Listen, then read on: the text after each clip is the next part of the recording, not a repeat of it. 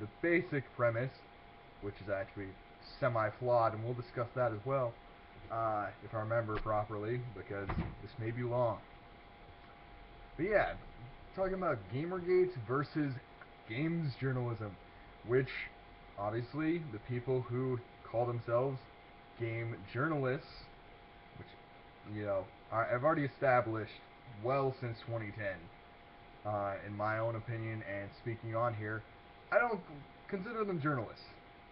Um, but yeah, them versus people that were gamers and they were very upset when this whole scandal appeared.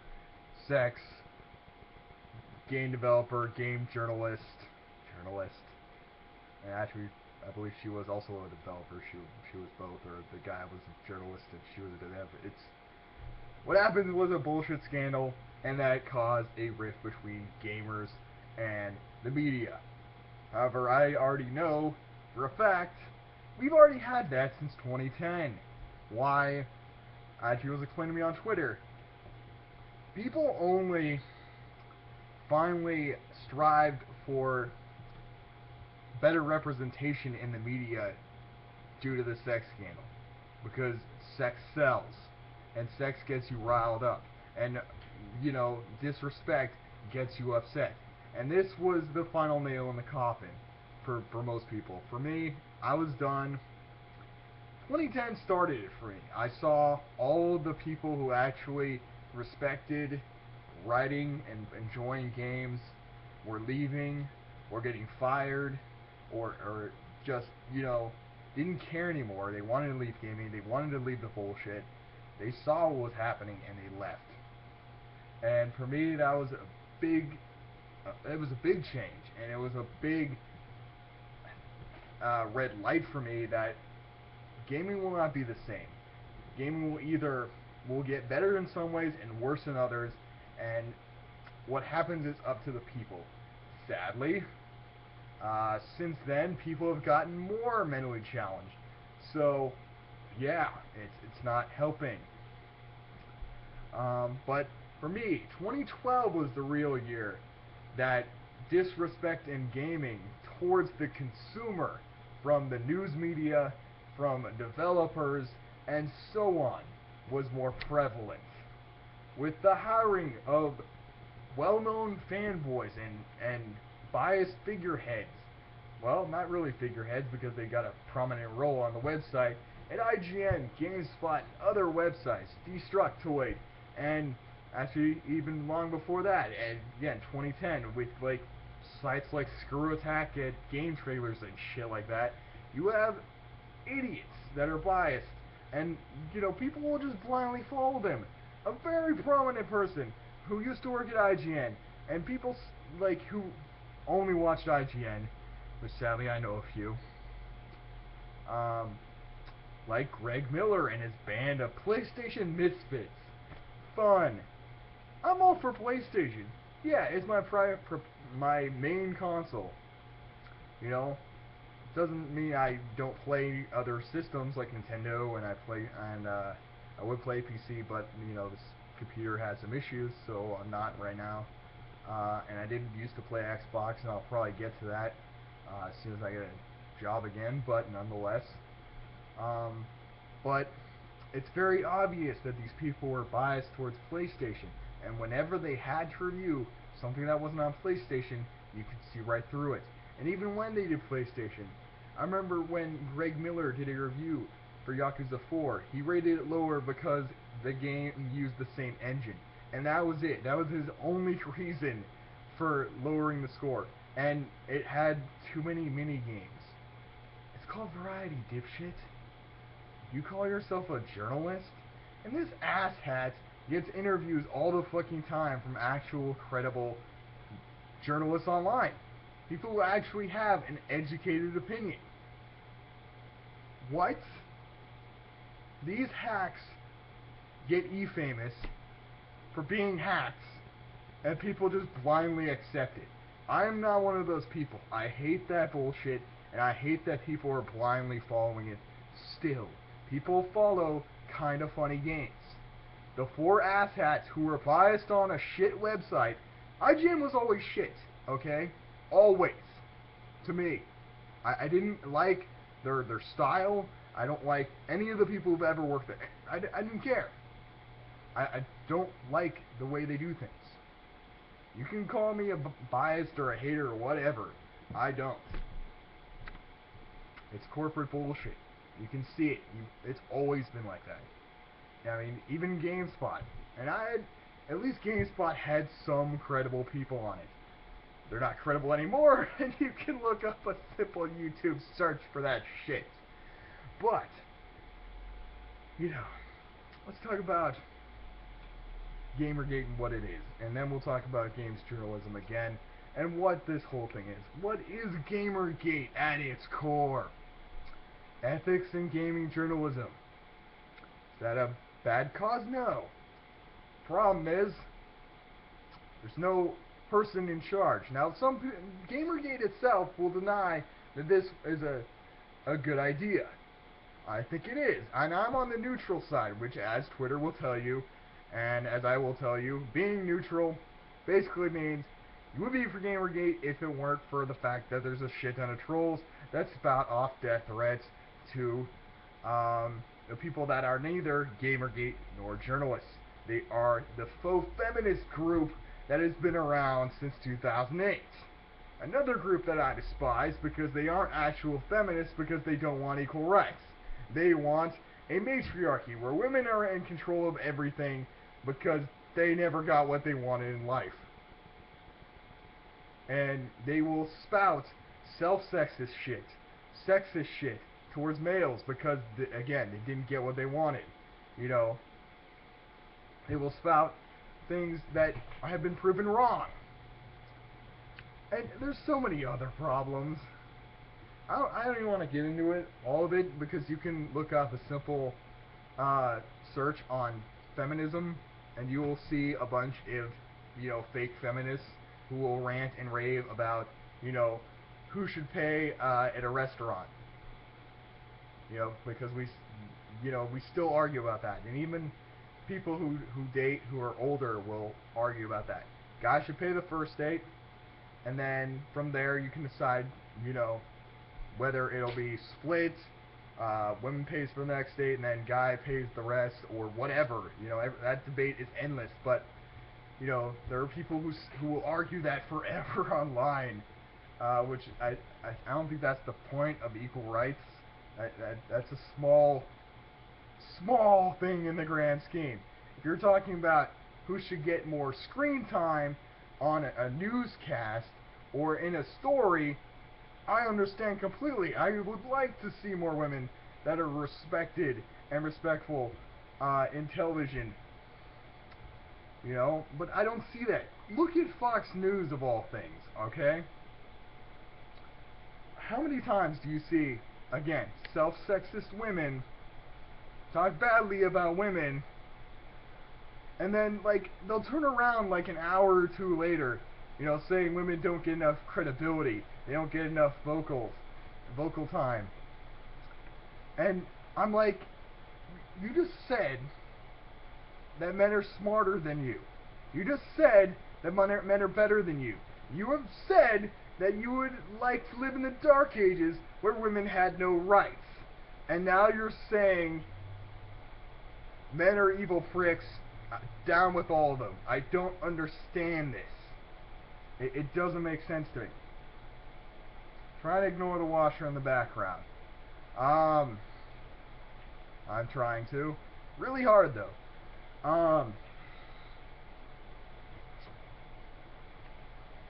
But yeah, again, the faux feminist group is against the idea of GamerGate because of the trolls within the confines of this huge, semi-huge group of people who are against the game's journalism side that said gamers are dying.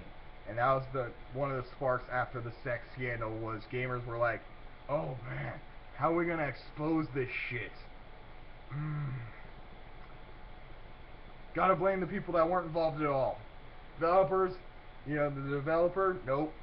Not the freaking writer, nope, he's our friend. So, gotta blame it on the people that are our core audience. Why not? You know, and so the consumer fought back with a title that they thought would be freaking amazing. I still think it's kind of a ridiculous name, and now that everything's using gates, it annoys me slightly. Because now you can just associate anyone with that hashtag as people that are, you know, either the trolls, ridiculous, like, narcissistic assholes, or, again, the people that actually support the idea of real journalism in gaming. You know, because it's so hard now to find a real gaming journalism. You can find actual feminist journalists, but finding them is freaking next to impossible between all the fake feminists who are arguing, you know, that gaming is like a bunch of is all about man-hating assholes. You can't buy a game that's not, you know, about sexually frustrated men or women that have too big a breasts so they can't be respected in action titles. That's a real thing. When I heard that, I was like, no, please, no, that's the thing. That's the thing. We can't respect female protagonists because they actually have breasts, because you're afraid of showing yours or having yours, because you're afraid of sexuality. I understand modesty, that's fine and dandy, but nonetheless, sexuality's a thing. I don't care if you have faith, if you're atheist, if you're agnostic, anything else. Doesn't matter. We all have sex. We all have needs, okay? Doesn't matter. I don't understand where this is coming from. It frustrates me more. But yeah, the main idea of GamerGate is fine, but again, there's no control over the people who put the hashtag out, who talk about this crap. You know, mind you, this is all about Twitter, and Twitter's already fucked up. If you looked at their new guidelines, which I've had it posted like a million times now, you know, if you retweet something or favorite something, they can delete your account now. That's a real thing. It's like YouTube and its crap policy of if you get copyrighted, you know, you can get copyrighted for your own material, and they don't even mention that, you know, at all in their videos. Like when you get flagged or whatever, and you have to get re-educated on, you did something wrong on YouTube. Here's a tutorial on what not to do because you just did it. And most people already know because they have to read the stupid guidelines, you know, when they first make an account usually. Or it'll tell you on a sidebar, here's what you can do and what you can't do. At least back when I first made an account, it was like that years ago. When I made like this my 4th account. And it's not because, you know, I've gotten shut down or strikes or anything. I just made numerous accounts.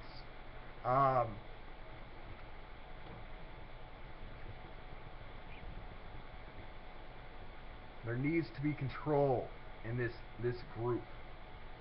I'm all for the idea of ethics and journalism. That's fine. But I was in it way before GamerGate was a thing. And nonetheless, because of it, I've just ignored journalism in gaming a lot of the time. If I have to read an article, it's fine. But I try to ignore anything opinion-based about it because it's ridiculous. It's usually it's looked at more skeptically, or like they try to make a rumor out of everything, and I don't like that. I don't want to hear that because it's stupid. Having an informed opinion is fine. Having a ridiculous opinion about something that may or may not come out of it is another.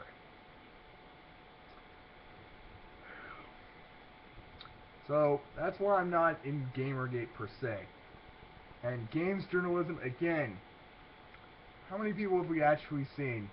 I've seen a few people I've seen feminists, I've seen regular guys, regular women, um, whatever. I've seen many people write about games in a cohesive structure and, with well thought out, it was all well thought out, well written, and all of that. And it was perfect. I didn't have to complain about anything. But it's so few and far between because of all these big sites that are still getting notoriety even after the fact of all this bullshit, because people are ignoring it because of the negative connotations. If you ignore all negativity, then you don't learn anything. And that's why I still stay somewhat in the loop. That's why I still read the crap articles and I ignore the opinions. And that's why I watch GamerGate to see what the hell the real people are saying and see what's wrong with the trolls, to see, this is the problem. This is how we can get back to the middle, which hasn't been around since like 2004. Okay? Don't tell me this shit's new. It isn't. You people are all blinded. It's been around for over 10 years. Just because you ignored it doesn't mean it wasn't there. People like Angry Joe, people like Feminist Frequency, people all over will ignore this. Either because they never were gamers, like Anita Sarkeesian, or people like Angry Joe, who are still out of loop half the time and just look up random bullshit articles that they find that are already biased. Heh, hint hint, wink wink, motherfucker. Stop. I like Angry Joe, but he's really bad at understanding the gaming community and understanding what's going on in it. And it's really frustrating. He's decent. I like watching his stuff, but he is really bad when it comes to the community itself. But yeah, as a consumer, I want to play games, but I also want to see new things. I want to see what's coming out.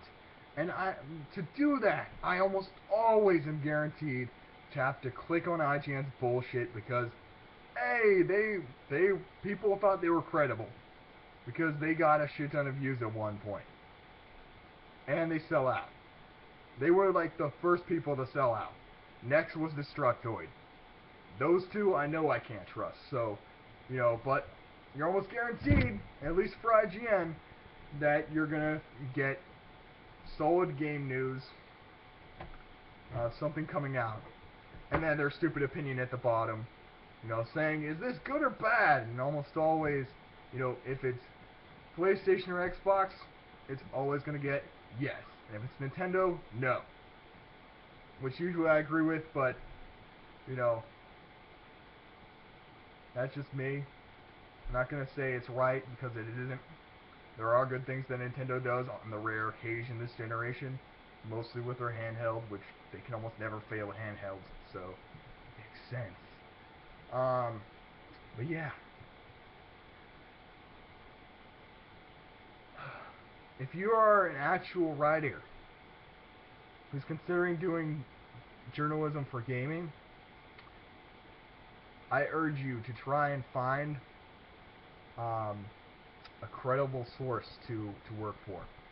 If you can't, if you're forced to work with someone like IGN, GameSpot, Destructoid, and even Game Trailers, I want you to consider being genuine, not falling for the bullshit, not just saying whatever they force you to say. I understand that's what you have to get your money and to live on, but have some damn morality. Please. I really am getting frustrated with this bullcrap. But yeah, I'll always be a consumer. I've considered gaming journalism at one point. Maybe I'll get to that point. But I don't want to work for a company that's gonna just lie and bullshit me for their stupid agenda and for clickbait. Because they get paid to do that stupid bullshit.